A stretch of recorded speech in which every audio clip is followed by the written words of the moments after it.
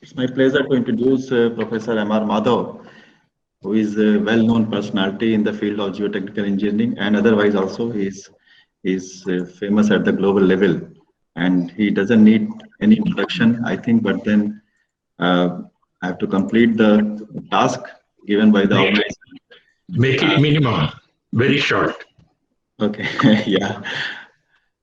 Professor Madhav is a visiting professor at IIT Hyderabad and Professor Emeritus J.N.T.U. Hyderabad, resource person for the Rajiv Gandhi University of Knowledge Technology, Chairman, Research Council, CSIR-CRRI, J.N.T. University, Kakinada, Advisor Consultant to Strata Geosystem, KSK, Halcrow, Energy Infratech, retired. He also retired as Professor of Civil Engineering at IIT Kanpur. He graduated in civil engineering from Andhra University in 1960s and obtained the Masters of Engineering and Doctor of Philosophy degree from Indian Institute of Science, Bangalore in the year 1961 and 67. Professor Madhav worked at several universities abroad like Australia, Canada, Japan, Belgium, UK, and his research interests span from gamut of geotechnical engineering. He guided more than 30 doctorate and several master's theses and final year projects. He co-edited books Lowlands Development Management and another on operations and soft ground drilling challenges in Mekong Delta. Most recently, and authored more than 450 publications in refereed international and national journals. Professor Madhav is a fellow of Indian National Academy of Engineering, Indian Geotechnical Society, Institution of Engineers, and was awarded Kukelman Award of the IGS, the Professor Mehta Research Award for the University of Roorkee, Pandit Jawaharlal Nehru Birth Sanitary Research Award of CBIP, Doctor of Science degree from the Indian Institute of Science, and Bharat Ratna M. Vishwesvaraya Award, Gopal Ranjan Research Award, Gopal Ranjan Research Award of IIT Roorkee, and so on and so forth. I think it can be a separate session for you, sir, if I completely introduce you to the audience. So I request you to please start the session. To the participants, is muted, and your audio and video both should be muted. And the question answer session will be at the end. So if you have any question, you can ask in the chat box, or you can unmute yourself at the end, and you can ask the question to the expert. Over to you, sir. Thank you very much. I would like to thank Amit and LPU for giving me this opportunity of sharing some of my recent work that we have done at Hyderabad here, which gives you a very, very different perspective. So I would like you to pay a little attention to what I'm trying to say in terms of how we have to go around in practicing geotechnical engineering. We know that mining is used to find out a lot of resources, whether it is coal, iron, gold, silver, tin, whatever you have. We go underground and try to get the material. I want you to now switch to a similar perspective. While we have been doing all of it from the lab and some investigation from near surface, I want to get the parameters of the ground from the performance of the ground itself. That's why I said, let's go for mining of geotechnical parameters from the ground. And here I would like to draw a parallel or an analogy. Suppose in a society, you have an individual, and then we have small groups, maybe a classroom or so, a large group, a crowd, and then of course, you know, there's a mob. Some of you may know or may not know the difference between a crowd and a mob. It seems is that in a crowd, everybody is an individual. Whereas a mob, the individual loses its individuality and they behave as if one whole mass. And here I would like to say, if I want to predict the behavior of the crowd, can I just study an individual and predict? A large group is something very different from an individual. And that is possibly the reason why, you know, after every election, these psephologists, the people who try to predict the result of the election, most of the time they're wrong because they try to interview maybe few hundred, maybe few thousand people, and sometimes if they're lucky, they get some reasonable prediction, but most often their predictions are very, very off the mark. I want you to realize the same similarity when I'm looking at a ground. I can look at a grain or I look at a packet. Most often, we look at an element of soil, could be a triaxial specimen, or we look at a odometer ring. And now compare what you're trying to predict from this element, a few number of tests, the performance of the ground. Again, I want to draw a parallel. Just as you have a crowd and a mob, we have ground and liquefied ground. When you have ground with the static condition, pre-seismic event, it has its grain contact, its behavior is very different. Once the seismic event comes and the ground becomes a liquefied one, then it loses all the original characteristics and the whole mass tries to flow, or whatever happens is very different from what it was in the pre-seismic event. So basically you can see a lot of difference between, a lot of similarity between the human interactions and also that of the ground. So this is what I would like to say. Instead of looking at a small element, we need to look at the ground. So the conventional approach has always been, if I want to predict the response of the ground, we do some analytical elementary tests, then we use some analytical or computation method, or sometimes we use these correlations, empirical methods, etc. But is it possible to get back the other way? So this is how I like to show how the conventional approach is. We put in a borehole, we take some samples, we do SPT, etc. We know that the ground has certain number of layers. It has its groundwater, it has engineering geology, what have you. Some of the samples we bring it to the lab, or most of them bring it. Some of them are what you can call disturbed samples, from which we do the classification and identification test. Could be grain size analysis, consistency limits in terms of liquid limit, plastic limit, etc. Or if there is any chemical aspect of it, we do chemical analysis. In the so-called undisturbed samples, we collect them. Again, this is so-called because there is nothing like a perfect undisturbed sample. Even the process of collecting a sample will disturb it. From there, we try to pick up small samples. We do a consolidation or odometer test. Sometimes people do direct shear, but I don't think it's very easy to do with a undisturbed sample. Very often we do unconfined or a triaxial test. I want you to realize the sample sizes are very small. If I look at a triaxial test, the standard triaxial sample is 37.5 millimeters in diameter, 75 millimeters thick. It compares this to the volume of the sample soil you're going to deal with in the ground for your project. And from that sample, we conduct the usual standard triaxial test.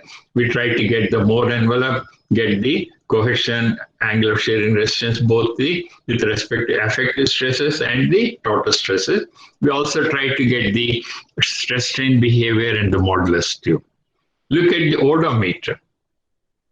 Odometer is about 60 millimeters in diameter, maybe 20 millimeters in thickness, and we try to get the void ratio log effective stress plot, as you can see here, from which we can get quite a bit of information in terms of the compression index in the virgin loading and also along the reloading cycle.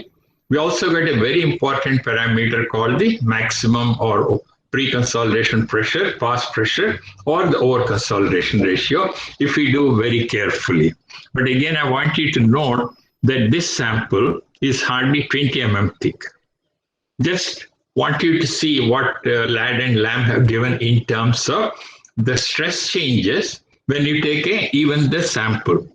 Originally, the sample may be at point A in the ground, it's a K0 on the K0 line.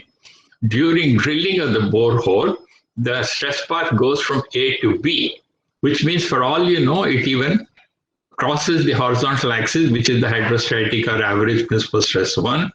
During sampling, we push the sample into the ground, which means you are introducing shear stresses around the periphery of the sampler onto the ground. So the stress path goes from B to C. When you extrude it from the sampler, the unloading takes place, and then you get from C to D. And then we do a lot of trimming and setting it up. The sample, for all you know, will end up through E at F. And look at the difference between the points A and F. A is on K0 line, and F is on the zero deviated stress line, because there are no stresses anymore when you set it up in the ground. So imagine the kind of stress changes that take place, and we try to predict the behavior of a point at A by testing a sample which is at point F. So most often you will realize that if the actual behavior in the field, for example, is from B, go up to maximum pass pressure and become very steep, the remolded sample or disturbed sample will behave very differently from that. As you can see, this is how even a simple odometer test tells you the degree of disturbance. And you have seen this, which Susan has came out with it, depending on the range of over-consolidation ratio, very lightly over-consolidated to reasonably over-consolidated up to 8. The likely disturbance you can even predict for different depths if you know how much of volume change has taken place in the testing of it. So usually the range of likely to be very disturbed is very high. We are not very good at taking good samples, and for all I know, the data I have is most unreliable, particularly in India, where we have so many sheds which are called geotechnical investigation agencies with no technical person qualified to carry out the tests. So then let's pass on to what we can do in the field itself using in situ geotechnical tests. The most standard one is our standard penetration test, wherein a hammer is dropped over a certain height, the split spoon is driven into the ground, and we get some number. We have one number to characterize the ground. Compare that to cone penetration test, which is nowadays becoming a little more popular, and people are preferring it to SPT, where we push in a 60-degree cone and we try to measure both the tip resistance and the shaft resistance. So we have two parameters. Then we go to dilatometer, which is again one of the most sophisticated ones developed by Marchetti in Italy, wherein we push that small disc and take the reading. So we have again two readings from which we can interpret quite a bit of it. The pressure meter test, developed in France in 1960s, originally for rock, again can be used for determining the limit pressure and the modulus too. And of course, we use the vein shear test for very soft clays. These are the ones we do. And out of these, SVT and vein shear is combined with drilling, so we can do at select points. For example, standard penetration test is done at every 1.5 meter or 1.5 to 2 meter spacing. Similarly, vein shear test too. And I want you to note that when I do SPT, you make a drill hole up to the required depth. Then the first 150 mm reading is ignored from the simple reason that we think the soil at the bottom of the hole is highly disturbed. So we take the penetration from 300 to 150 to 300 and 300 to 450. And strangely, because of SPT has been in the practice for so long, we have so many so-called correlations. I want to know, is it sensible? Is it logical? Is it rational that one parameter can predict so many? This is what we do, which is, of course, we had to do out of necessity. But I want you to realize the limitations of using one parameter, the penetration resistance, in trying to get so many parameters of the ground. Is there some need to change them?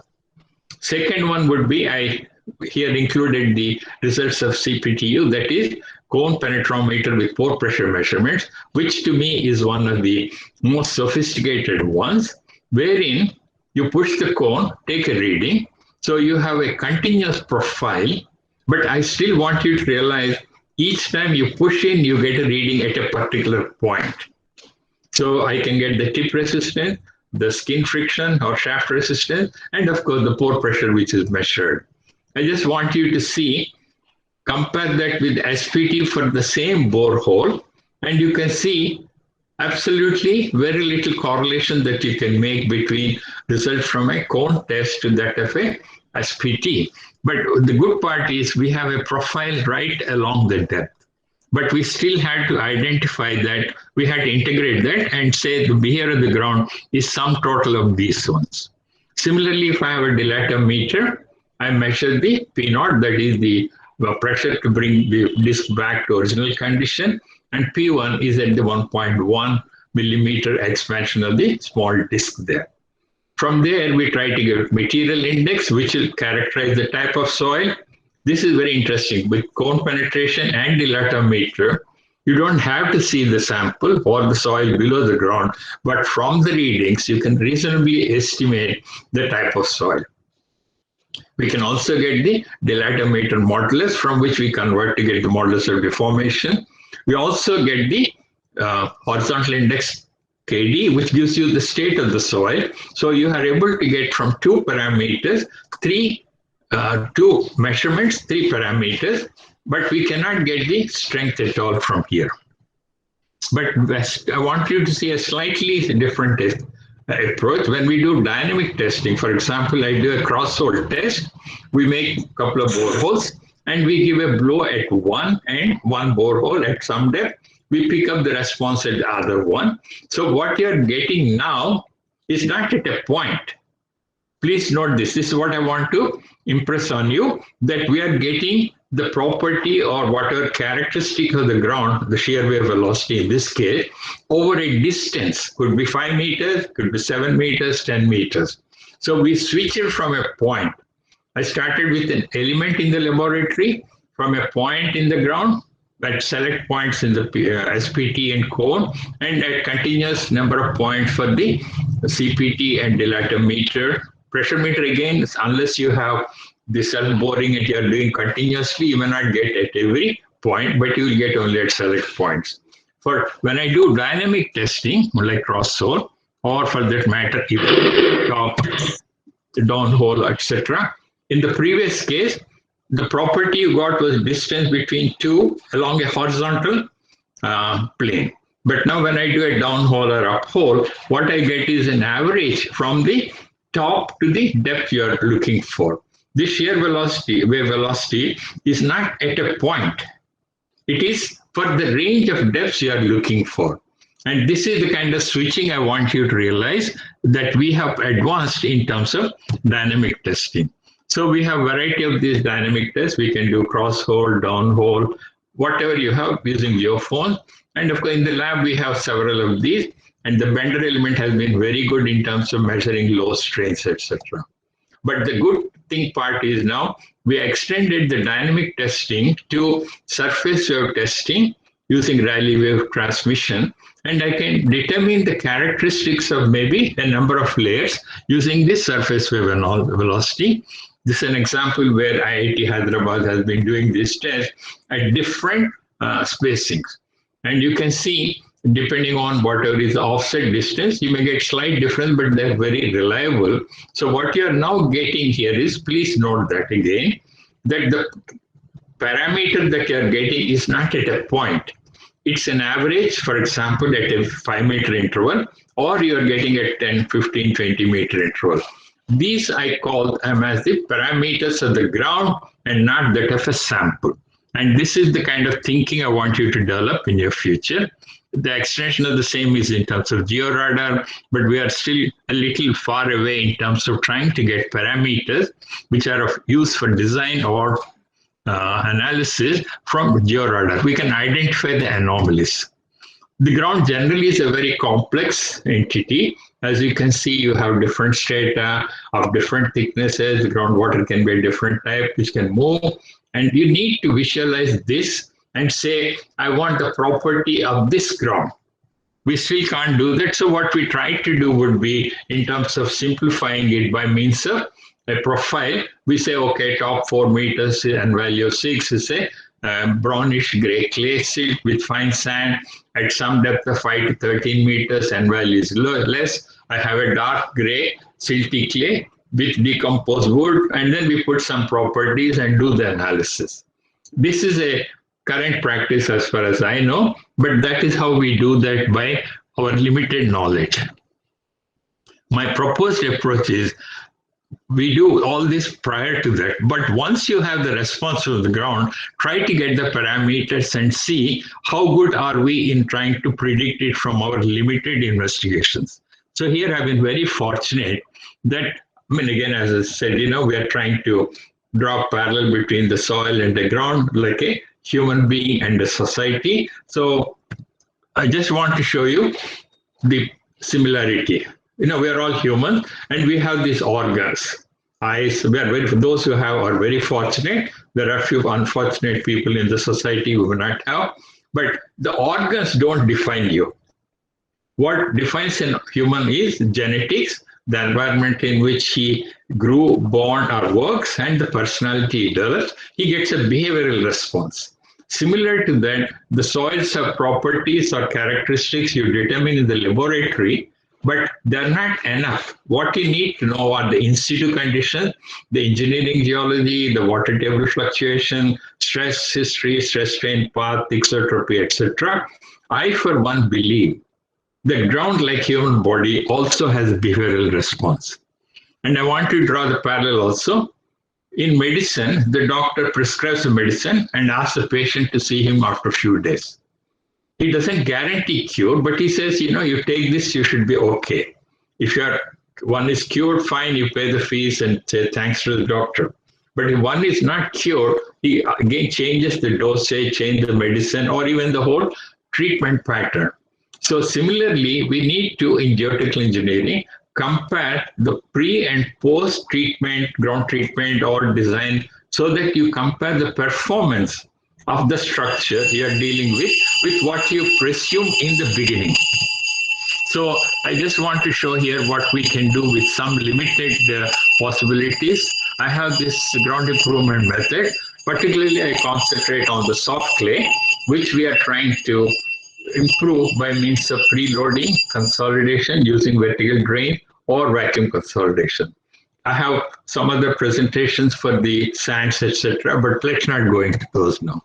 Basically, when I'm using the soft clays, which I use preloading with vertical drains, I can use static loading in terms of surcharge. Otherwise, I go for vacuum loading in order to improve the performance of the ground by reducing the water content, increasing undrained shear strength, reducing compressibility. So this is how we start our preloading. Suppose I put an embankment load with a surcharge, and if I don't use any vertical drains, you know that the drainage path is very long, so it may take a long time.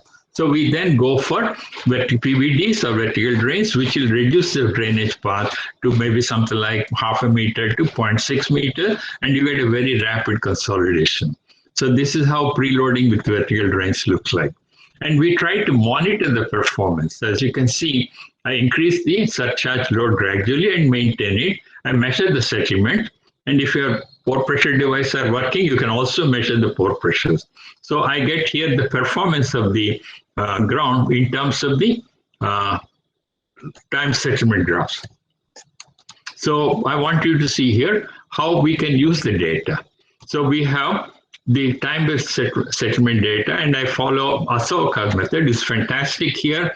From an observational data, he says, let us pick up settlements at regular time intervals, plot settlement at a previous time step to the settlement at the current time step. You get a series of points, you join a line and find out where it meets a 45-degree line. I'm able to get the ultimate settlement. Very simple, because that ultimate settlement at the previous time step and the present time step are equal. From the slope, we're able to also determine the coefficient of consolidation. So I'm able to get both final ultimate settlement and the coefficient of consolidation. I've been fortunate to get some very good field data. This is the Suvarnabhumi International Airport in Bangkok. We have a couple of test sites where the properties are all given here. It's extremely soft clay. The water content is in excess of 100%. Attribute limits are also fairly high. As you can see here, it's a normally consolidated soil with a little crust, and undrained strength is probably the order of around 10 to 12 kPa and increases gradually as you go deeper. What they have done is, for the airport, they put in a surcharge fill and measured the sediments at different depths. In this particular case, you can see the sediments are measured at 2 meters at the ground level, 2 meters, 5, 8, 12, 16, etc. And this whole ground is treated with PVDs. They go up to about 20 meters. And we have the fantastic set of data which gives me the sediments with respect to time at different depths. This is the best example of how to look at in situ test data measured over a period of about 1 year or so. And you have data of settlement of real ground with time under a given load. So you have time settlement graphs which are available from 0 to 16 meters. So what we said was, here is the profile. Can I discretize them into number of layers? So I can do the top crust is about 1.5 meters, which is what happens when you, even if you have normally consolidated soil, it is subjected to daily temperature changes, heating, cooling, weathering, etc. And so it becomes a weathered crust. Below that, you have very soft clay. And then from around 7, 8 meters, you have medium stiff, and again you go, and then you end up getting a very stiff clay. And we have been able to, looking at the profile, divide into different sublayers. I have sublayer 1, 2, and then each one I have the thickness 2. But based on the settlements, we are able to calculate the ultimate settlement. And if I know the settlement at, for example, at any point here, let's say 6.6 meters, and I know the settlement at 3.7, the difference will give me the settlement of the layer between these 2 points. So for each thickness, we are able to find out what is the settlement of the layer. And if I know the settlement of the layer, I use the standard settlement equation is equal to Cc by 1 plus E naught into log sigma naught plus delta sigma by sigma naught, from which I can get the Cc value. And here is how we are able to find out the Cc values for various depths. I have the crust, which is 1.6 meters. So mid depth of that we took as 1.4 because of the relative ground level, 0.6 to 2.2. I get a low compression index of 272.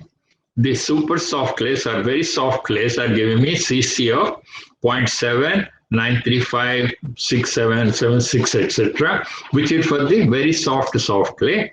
The medium stiff clay is giving me around 0.5, 0.4, 0.3. Very stiff clays are giving us very small values of 154. You can just see from the settlement values how the settlements of each layer.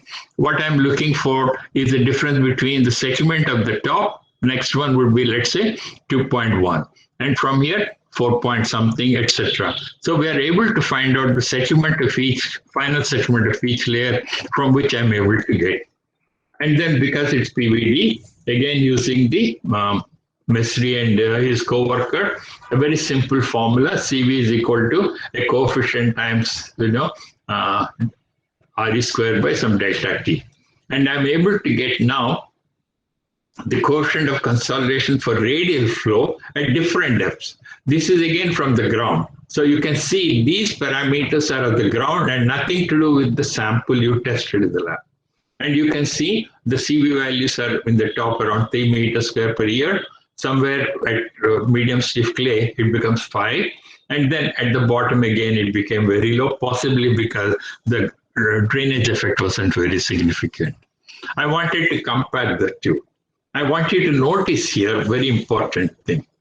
I have the light blue line is corresponding to the lab values, and the dark blue is for the in situ behavior of the ground.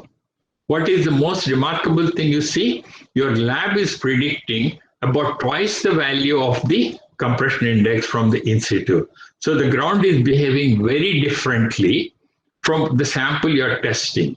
And the deeper you go, the problem is much significant. Look at the difference at 18 meters.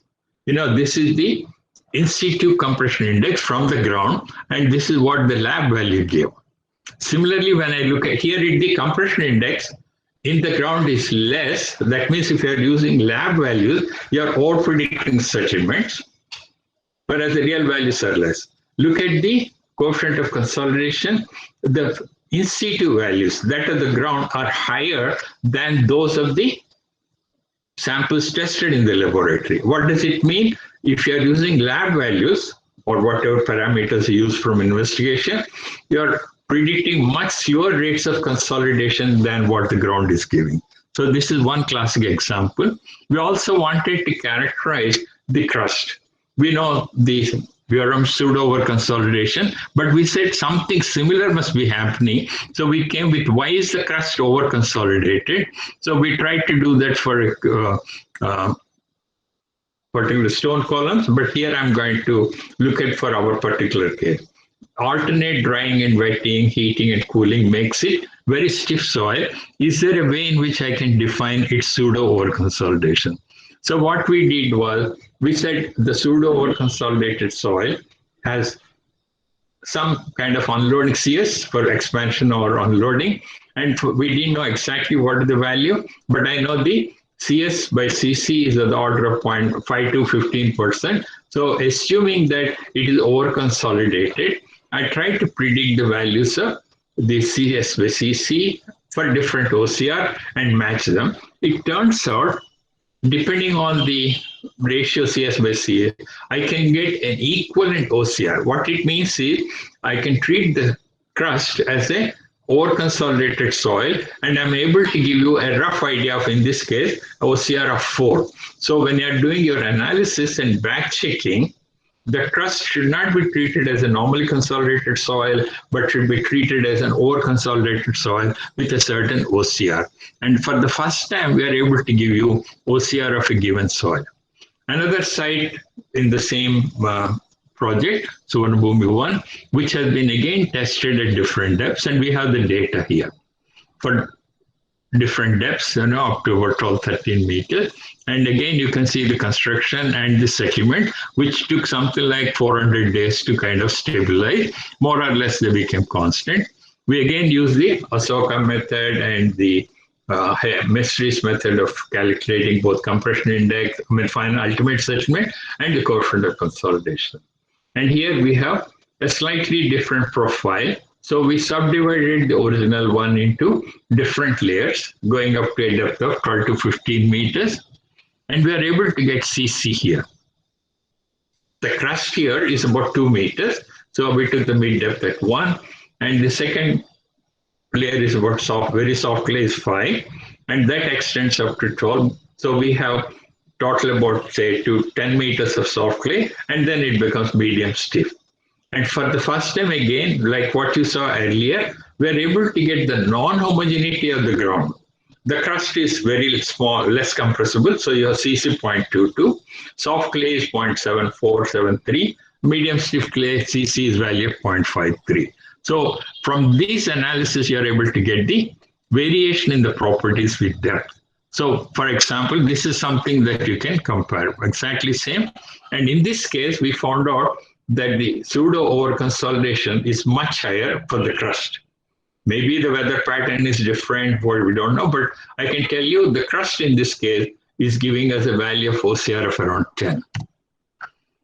And the coefficient of consolidation with respect to depth, we're able to find out for the ranges from 0 to top, bottom, or different ranges.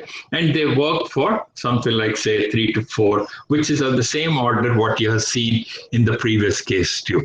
But again, let me tell you, they're very, very large.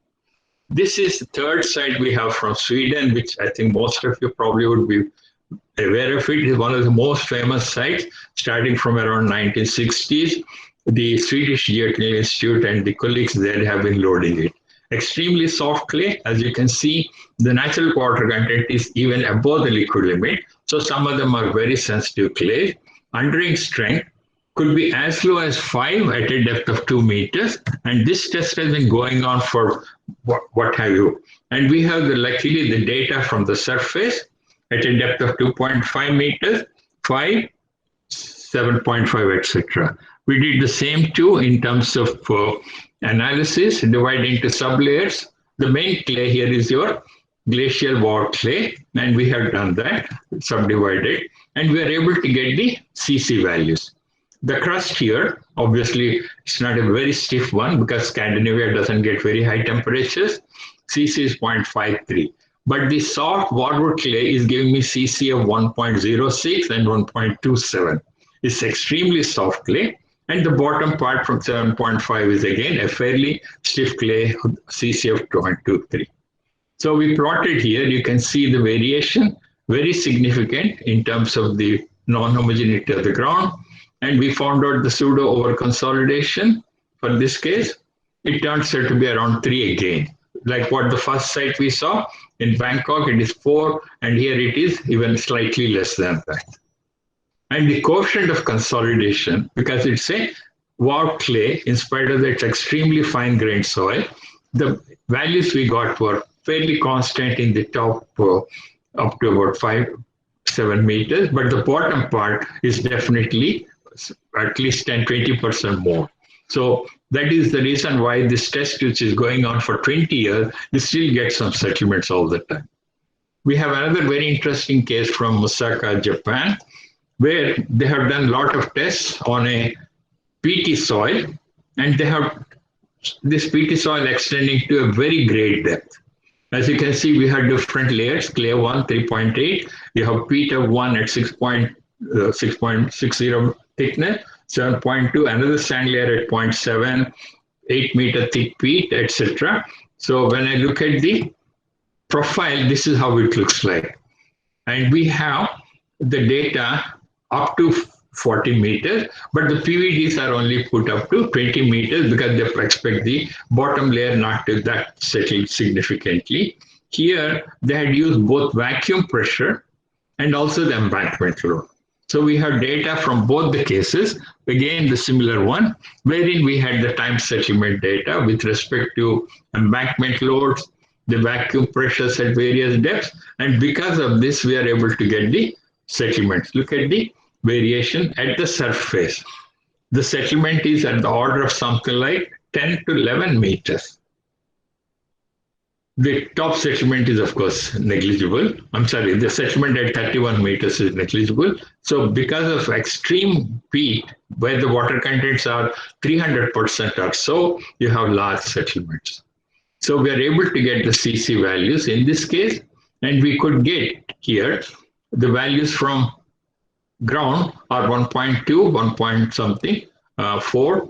But look at the lab values, which are about 20% more in the peat layer of 10 to 18 meters. The lab predicts 1.05. The field gives me 0.78. So if I take the ratio of, say, the field value, that is of the ground, to that of lab, they're all less than 1 as before. And then the reduction can be around even 0.6 times that. So I'm trying to tell you, whatever you determine in the lab is very, very conservative. This is the difference. The green line is that of the ground, and the blue line is of the what you determined from the lab. Then we had a problem in terms of coefficient of consolidation for radial flow. We tried to find out for each layer, and here because of the peat, we got again very low values of CV for radial consolidation of the order of even 0.24 meters square per year. I think most of you know that peat is a very, very, what should I say, slow consolidating material. And what I'm trying to give you here is the properties of the ground as determined by the performance. I want to go to the most classic case. I don't know how many of you know, Venice has a barrage sealing the what to call that whole city, because whenever the tide in Atlantic rises, the lagoon of Venice gets flooded, and including the whole city will be underwater for a meter or two. So this project was taken up about 20 years ago, and they did a fantastic job in terms of investigation, designing, etc. And so we have data from there, which you should see is one of the most classic examples. I think Mac Yamkowski was also one of the consultants. He was a designer too. And this is the latest picture after the inflatable dam was built. So whenever the tide comes, the dam is lifted up, otherwise the lagoon is open. And this is the kind of data they have. And I want you to see the properties in terms of clay content, silt, etc., the liquid limit, plastic limit. It's not a very fine-grained soil, but you have silt and clay of different percentages at various depths. And it's slightly over-consolidated, usually of the order of around 1 to 2. Top, of course, is again very high in terms of crust, but you can see the variation of all the properties. The void ratio varies from 1 or 1.5 at the top to mostly around 1 at most of the silty layers. So again, they did a large embankment here. It's a circular one, and they put in these sliding micrometers, extensometer. So you have settlement at various depths measured at a very large number of depths. So here is the settlement profile, and of course measured also the lateral displacement for the edge of the embankment. But I want you to see, starting from September 2007, they have the settlement varying, measured right up to 2005 at various depths. And you can see the profile of the settlements with depth, how they're varying over the whole site. They're gone up to about 40 meters, but you can see the settlements probably beyond 30 or 35 meters are negligible. We did exactly the same. What we did was we picked up the settlements at 5-meter interval, 0, 5, 10, 15, 20, and 25, and we could plot the time settlement plot for these cases. So you can have now a clear picture how the settlement is getting mobilized as a function of time, and you can see that they're all trying to attain the final value gradually. We again go for our Ahsoka method and then try to get the values. And here I can get the CC, 0 to 2.5, 0.42, 0.48, 5 to 10 is a silty layer, so I get 608. Again, 15 to 20 is another silty layer. And so for once, you're able to get the values of CC from the ground. I want you to compare them. Compared to the CC that I get, the values that you see here are much higher. Much smaller. And in this case, you find a very different behavior. Okay, so the CC values that they got at the stars here, they're around 0.2. And here, of course, you get around 0.4, whereas you're getting 0.6. So you have a very different values ranges here. So when I plot the compression index, I can see how it varies, and I can match it. And clay content are high, so I have a large high CC value. Similarly, here I have silt and clay content high. Get here, where the sand content is high, then you have smaller compression index. So these are the properties of the ground that we could get from Venice Lagoon site. We had a very challenging job because there were no PVDs here. So we have settlement at depth in a one-dimensional consolidation. Tezagi's one-dimensional theory is for the full layer. Do you know what is the degree of consolidation of a point which is at a depth within the consolidating layer? So we redid the whole theory of consolidation for Tezagi for points inside the consolidated medium, and we found out, for example, the CC value. If I take the total depth, T50 is 197, so from there I can get. But if the point is at depth of 5 meters, how do I find out? So we worked out the theory and came out with the degree of consolidation with time for different depths, and we could find out T50 and T90 for partial depths. If the point is full layer, I get 197 and 848. Otherwise, I have the values. Using them, I can calculate the degree of consolidation for this particular case. And I want you to see here. We again got here CV values of the order of 7 to 10 in the top 35 meters. And then if I go bottom, which is consolidating very slowly, and you have slightly less. And I want you to look at the CV values. And here they are given in centimeters square per second. You want to convert, you just multiply with a factor of around 9. You will see that the values that you predict here are less than what you get from the ground. So what we have been doing with all these 5, 6 case studies is to get the parameters of compression index, coefficient of consolidation with radial flow or vertical flow, and compare them with lab value.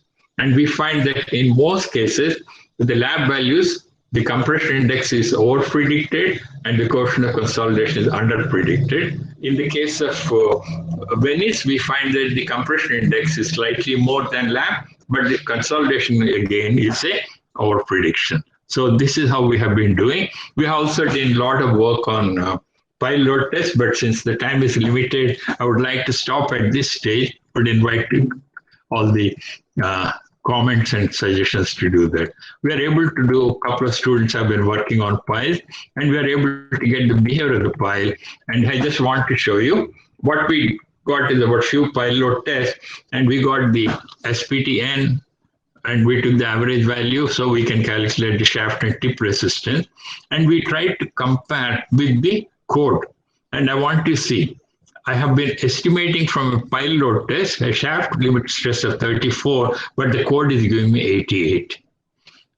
I get 115 here, which is a very high value, where the code is giving me 58 from the values I use the code. So I want you to realize even the codal provisions are very not reliable. So you need to validate these from behavior of the structure in the ground. So basically what the whole theme of my presentation is, go to the field and get back your parameters. Then of course we did some more in terms of shaft resistance, etc. Maybe some other time I can do the whole thing. I just would like to end my presentation with a unique picture. Most of you know how to calculate a square root, but here is somebody who made a square root of a structure or a tree. And I would like to present my talk with my signature. Geotechnical engineering as I teach is a science, but its practice is an art.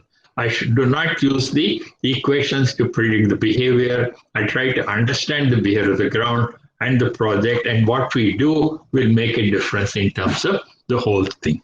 So I'd like to thank you for your patient listening. I'd like to thank Amit once again for giving me this opportunity. And if any of you have any queries, I would be too happy to respond. Thank you very much, sir. Thank you very much for your timely completion of your session. That was very important because another session is lined up. And it is always amazing to listen to you because you start from the fundamentals and then you build the problem and then you give the solution to the problem. So that is always very interesting. And thank you. And we all understand that extrapolating from the data that has been obtained from the lab to the field is always a challenge to geotechnical engineers. It's a dangerous thing, in my opinion. Amit, I would say use less of data from lab, but always rely more from the ground. Yes, yes. And you have very well, through your case studies, you have very well demonstrated that how well the field data can be useful in solving the geotechnical problems, and it will be misleading, less misleading to all. And it is all like one of the slides that I was very much impressed that you compared the human body with the ground of characteristics. That is, and last picture that you showed is square root. That was also very interesting. So the idea is that even if people don't remember my work, they'll remember the slide. Yes, yes. See, I have seen your presentation when I was doing my PhD at ISC, and I was always there to listen to you because you start from the fundamental and you build the problem well. So for this question answer session, I think either the participants can unmute themselves and ask the question, or they can put the question in the chat box, and then I can read, and then it can be answered by Professor Madhav.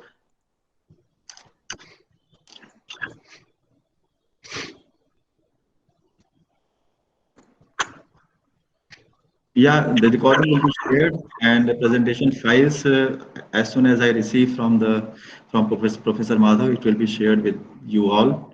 So not to worry about that. We will take care of that part. I'm only looking for the questions that can be put here and that can be addressed by. If there is no question, it means that there is no query. They have all understood from your presentation. I'm sure somebody would have something to. Yeah. So mainly I'm expecting from young researchers, scholars, and students who have joined, they should have a lot of queries in their mind and they can ask questions. No presentation can be complete. You had to get some more from the speaker. Yes, yes, that is true. When were you there at ISC, Amit? Sir, I joined in 2002 for my M.Tech program, and then after that I left in 2010. So 8 years Okay. after PhD, I left. Okay.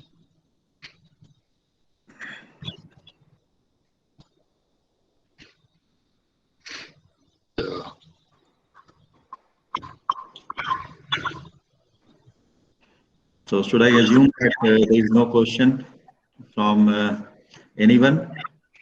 They have, Hello. yeah, Yeah. if somebody is there. Sir, good morning. My name is Vinod Kumar, Assistant Professor in Central University, Bilaspur. Okay. Good. Sir, that's not a question, but I wish to just know about your journey in the field of geotechnical. It's been a very Because long journey, and that, that inspiration to everyone.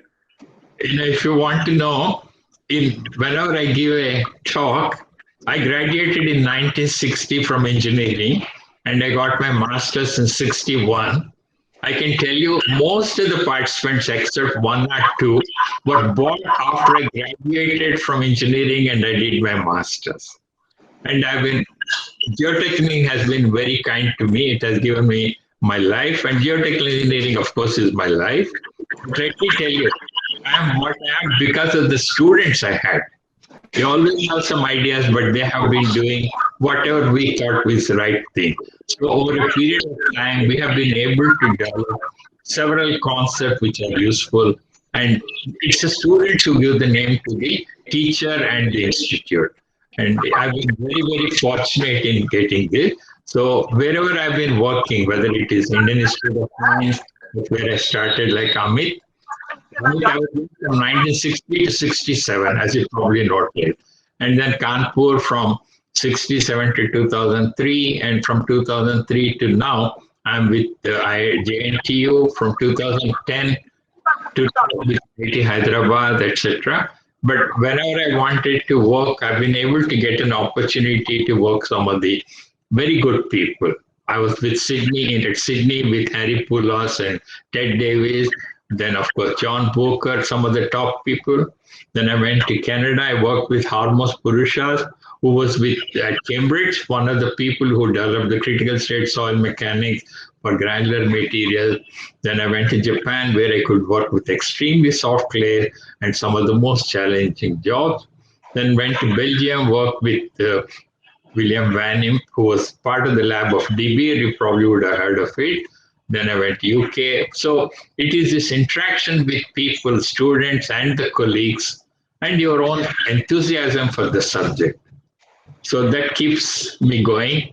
And even today, I mean, even now, I still have something like few PhD and master students, and they keep helping me in developing myself. And of course, I do help them too. So it has been a long journey of Such an 6 years. amazing journey, and I think definitely people will follow you and your journey. Any other question from the audience?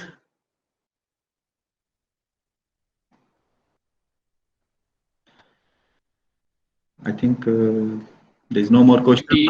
Yeah, I gave that one Bangalore. I don't know whether you were there or not once. yeah, I was there. I was there. I heard you. You were giving presentation on direct shear test. Some issues with. No, not lab. only what I call golden era, how geotechnical engineering has evolved from 1960. The Yeah, pioneers were there from 1925 to 60, but 60 onwards, I said, we have a lot of things we learned, which is yeah, what I want to share with most of the people here.